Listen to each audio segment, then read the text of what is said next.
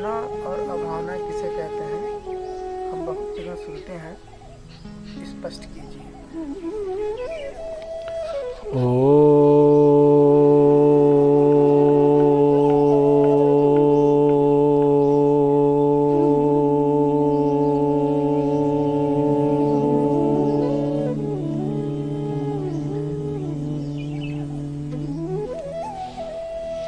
देखिए, भावना कहते हैं यथार्थ चीज को यथार्थ रूप में स्वीकार करना। मतलब जो चीज़ जैसे उसको वैसा मानना, वैसा जानना, वैसा ही उपयोग करना, इसका नाम भावना। जो वस्तु वास्तव में जैसी नहीं है वैसी मान लेना, ये अभावना है। मतलब मिथ्या ज्ञान, उल्टा ज्ञान, झूठा ज्ञान को अभावना कहते हैं। जैसे मिश्री को मिश्री मानना, उससे मिठास लेना, उसका स्वाद चखना, मिश्री स्वीकार करना, ये भावना।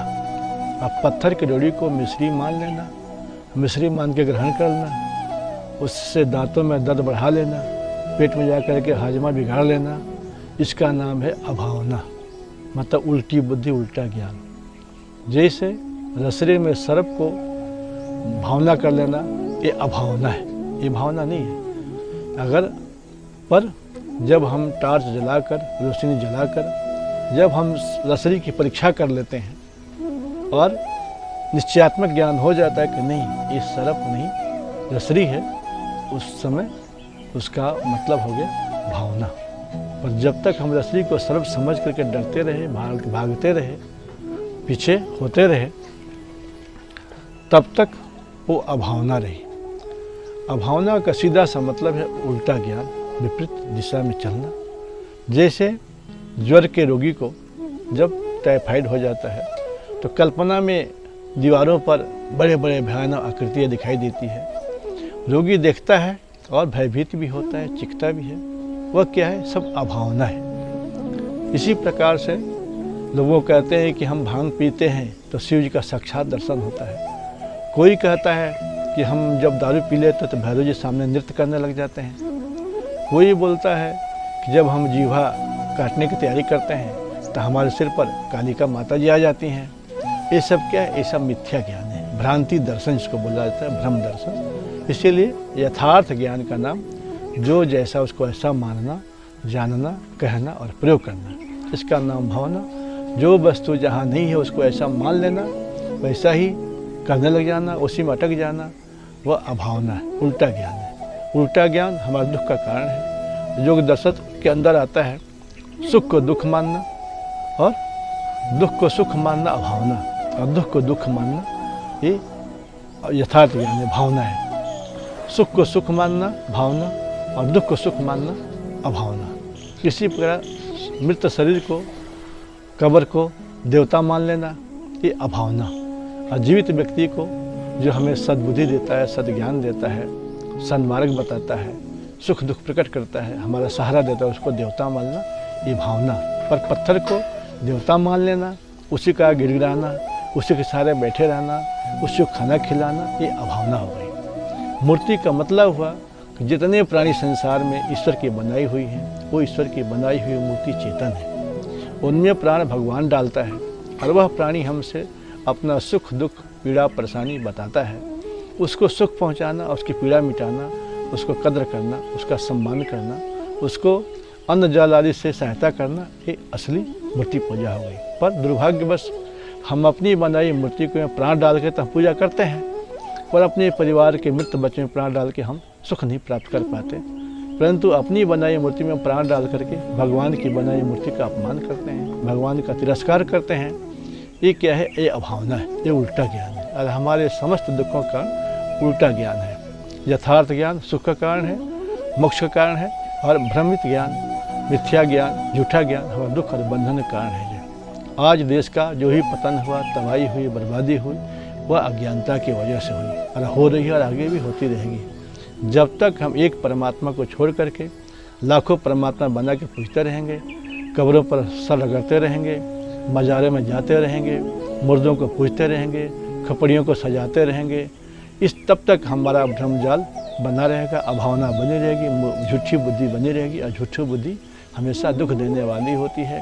वास्तविक यथार्थ सुख देने वाली बुद्धि हमेशा यथार्थ भावना से ही पैदा होती है। हम बालू को चीनी समझ लें, ये अभावना, और चीनी को चीनी समझेंगे, ये भावना। हम मिट्टी को आटा समझ लें, ये अभावना, पर आटे को आटा ही समझें, ये भावना, इसको कहा जाता है। इसी प्रकार पाप में पुण्य को समझना और पुण्य को पाप समझना, मंदिर के आगे प्राणी की हत्या करना, ये भक्ति समझ लेना, ये भी अभावना है। जब हम जन्म बनाई हुई मूर्ति में प्राण जिसमें प्राण है, उस प्राणों को तो हम नष्ट कर रहे हैं, छीन ले रहे हैं, कि पूजा कैसी हो गई। अपनी बनाई मूर्ति में हम प्राण डाल नहीं सकते, पर संतोष कर लिए कि हमने प्राण डाल दिया। यदि हमने प्राण डाल दिया तो मूर्ति मंदिर में कैसे रह गई? उसको हिलना डुलना चाहिए, भूख प्यास में बताना चाहिए, प्रतिक्रिया करनी चाहिए। पर मूर्ति को हम देखते हैं, डाकू आता है, चोर आता है, मूर्ति तोड़ देता है, लूट ले जाता है, पुजारी की हत्या करता है, पर मूर्ति दिखते रह जाती है, उससे कोई चीख आवाज़ नहीं निकलती। तो इसका मतलब हमारा जो प्राण डालना है वो झूठा है, केवल अपने के साथ धोखा और छलावा है। यदि हम प्राण डालने में समर्थ हैं तो परमात्मा की क्या जरूरत है? और फिर हम क्यों शरीर से निकले हुए शरीर में हम प्राण डाल के जीवित कर लेते हैं। जो हमारे बच्चे गुजर जाते हैं, हमारी नारियाँ गुजर जाती हैं, बेटियाँ गुजर जाती हैं, घर में ऐसा होता है, तबाह हो जाता है, घर दुखी हो जाता है, सालों साल आंसू बहाते हैं माताएं 10 साल के बच्चे को लाश को ले करके, उनमें हम प्राण डाल देते तो हमारे जगत में कितनी बड़ी प्रतिष्ठा हो जाती है। फिर कोई परमात्मा को मानने की आवश्यकता ही नहीं होती।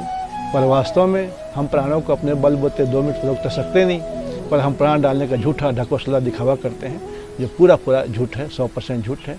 इसीलिए मूर्ति पूजा से मतलब है कि वास्तविक जो मूर्ति है, जितने प्राणी हैं जो जिंदा हैं, जिसमें भगवान ने प्राण डाल करके जीवित कर रखा है, और जिसके जीवन में प्राणों का संचार भगवान कर रहे हैं, उन प्राणियों को सुख देना, उनको दुख पीड़ा को मिटाना, उनके कष्टों को दूर करना, उनको सुख देना, असली में ये भावना है। पर अपनी मदाई मूर्ति को पूजना, उनको आरती करना, और भगवान का मदाई मूर्ति जो जीवित प्राणी की हत्या करना, उनको दुख देना, सताना, अपमानित करना, परेशान करना, ये क्या है? ये वास्तव में पूजा ही नहीं है, ये तो अपूजा है। ये उल्टी बुद्धि है, या भावना है।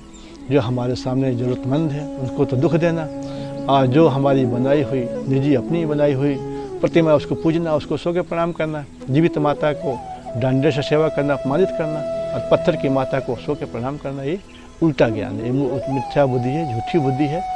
जब तक हम सत्य को नहीं अपनाएंगे, सत्य को नहीं जानेंगे, सत्य को नहीं मानेंगे, सत्य को नहीं पहचानेंगे, सत्य को नहीं ग्रहण करेंगे, तब तक हमारे दुखों का अंत भी नहीं होगा, और तब हम सुख भी नहीं पा सकते। जब तक हम झूठ से चिपके रहेंगे, झूठ को पकड़ रहेंगे, झूठ को गले लगाते रहेंगे, झूठ में अटके रहेंगे, झूठ में विश्वास करते रहेंगे, तब तक भ्रम जाल से न छूटेंगे, न हमारे दुखों का अंत होगा, न हमारा दुखों का समापन होगा, और हमारा दुख बढ़ता चला जाएगा। चाहे हम इस बात को अभी मान लें, चाहे 1 और जन्मों के बाद माने, चाहे कभी ना माने, पर बिना सत्य को स्वीकार करे, बिना सत्य को माने, न दुखों का अंत होगा, न हमारा कल्याण होगा। इति ओम सम।